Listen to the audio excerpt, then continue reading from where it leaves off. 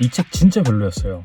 마음속에 별로가 아니고 그냥 진짜 별로예요. 전 세계적으로 100만 명 넘게 읽었다고 해서 잔뜩 기대하고 봤는데 솔직히 왜 이렇게 다들 열광하는지 하나도 모르겠어요. 오늘 리뷰할 책은 모건 하우절의 돈의 심리학입니다. 이 책을 한 줄로 요약하자면 이렇습니다. 투자를 차트나 숫자로 분석하지 말고 돈을 대하는 사람의 심리를 봐라.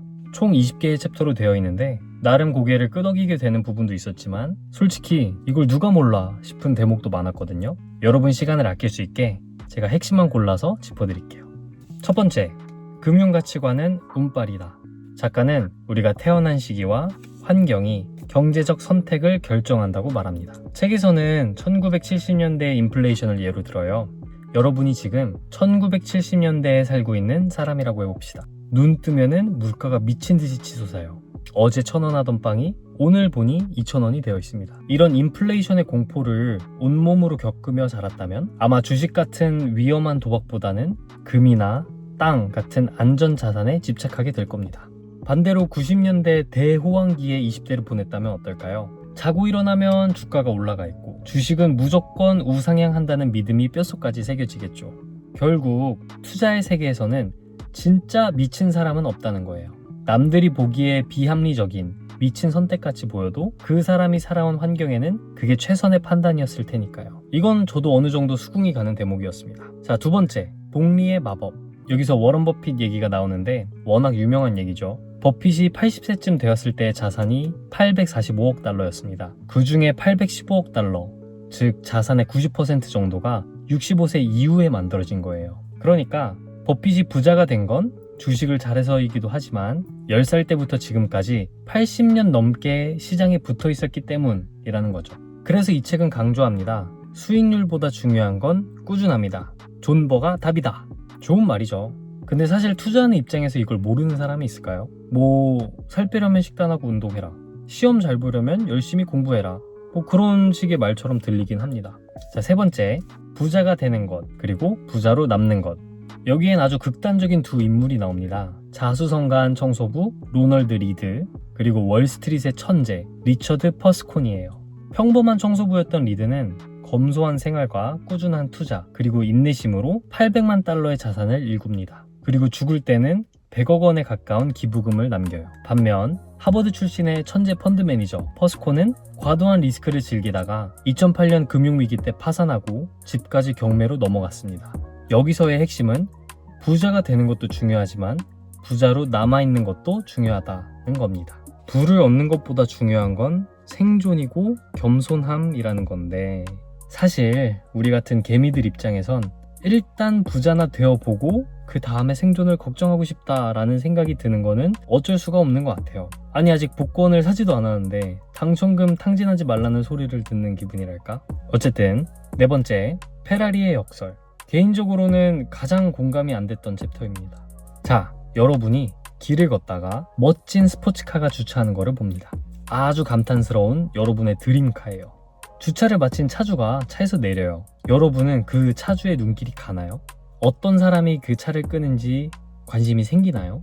작가는 멋진 차를 탄 투명인간 사례를 책에서 들어요. 사람들이 비싼 차를 사는 건 주변의 부러움을 사고 암묵적인 인정을 받고 싶어서지만 정작 사람들은 그 차에 탄 사람에는 관심이 없고 와, 나도 저런 차가 있었으면 좋겠다 라는 생각만 한다는 거죠. 작가는 어린 시절 호텔에서 발렛 파커로 일을 했었는데 많은 고급차를 봐왔지만 정작 주인은 누군지 전혀 관심이 없었고 보지도 않았다고 당당하게 말을 합니다.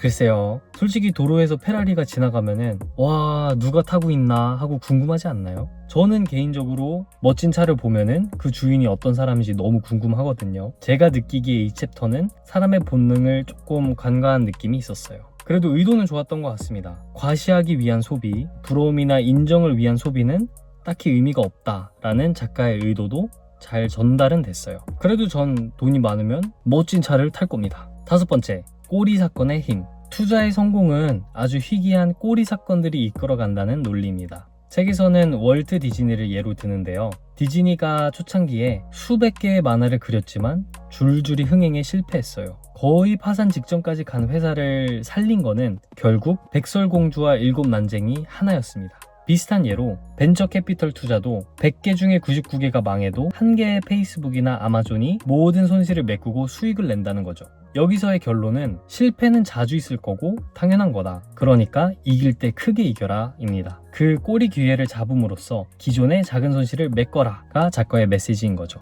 당연한 논리입니다. 책에서는 구체적인 방향성이나 전략을 얘기하진 않고 그냥 모두가 아는 당연한 소리를 어떤 정석만 나열하는 기분이에요. 자, 6번째, 미래의 불확실성. 마지막으로 작가는 미래에 내가 무엇을 원할지 모른다는 것을 인정하라고 합니다. 심리학자들의 연구를 인용하면서 인간은 10년 뒤에 자신이 지금과 똑같은 가치관을 가질 거라고 착각하지만 사실은 목표도 욕망도 계속 변한다고 작가는 말을 하죠. 그러니까 너무 완벽한 계획을 세우려고 하지 말고 세상에는 늘 놀랄 일이 생긴다는 것을 받아들여라 라고 말합니다. 맞는 말이에요. 미래는 아무도 모르고 미래에 내가 뭘 원하게 될지도 모르죠. 지금 내가 생각했을 때 완벽해 보이는 미래 계획이 몇 년 뒤에는 아무 쓸모없는 계획이 될 수도 있습니다. 결국 여기서의 핵심은 시대와 상황에 맞게 변하는 융통성이 필요하다고 작가는 말하는 것 같아요. 자, 여기까지가 책의 주요 내용입니다. 어떻게 생각하세요? 제 소감을 솔직히 말씀드리자면 저의 투자관이나 돈에 대한 가치관을 정립하는 데에 이 책이 큰 도움을 주지는 못했던 것 같아요. 아마 이 책에 관심을 가질 정도의 독자라면 이미 자신만의 투자 기준이 어느 정도 서 있을 텐데 과연 그분들이 여기서 얼마나 새로운 영감을 얻을 수 있는지 의문이 듭니다. 제 투자관을 조금 공유해드리자면 아직 3년차밖에 안 됐지만 저는 S&P 500에 매달 2,000불씩 기계적으로 적립을 하고 있습니다. 시장의 변동성이나 뉴스에 일희일비하지 않고 비상현금을 제외한 모든 자금을 원칙에 따라 투입합니다. 생활비가 부족하다고 투자금이나 현금 비중을 줄이는 타협은 하지 않습니다. 저에게는 명확한 은퇴 시점과 수익 구조 그리고 원하는 금액 목표가 있기 때문에 이런 제 입장에서 이 책은 너무 당연한 이야기들의 나열이었습니다. 복리의 마법, 인내심의 중요성, 리스크 관리. 요즘에는 투자에 관심 있는 사람들이 점차 많아지고 있고 다들 공부도 많이 하고 있습니다. 이렇게 투자 지식의 수준이 상향평준화된 시대에 이런 레슨들은 자칫 알맹이 없는 말처럼 들릴 수 있을 것 같아요. 그래서 결론을 내리자면 이렇습니다. 투자에 대해 전혀 모르거나 돈에 대한 가치관을 처음 세우는 분들이라면 한 번쯤 읽어봐도 좋을 것 같아요. 다만 이미 본인만의 투자 원칙이 있고 부에 대해 열심히 고민해 본 분들이라면 고민 없이 스킵하셔도 될 것 같습니다. 굳이 시간을 써서 읽을 만큼 새로운 인사이트는 없었거든요.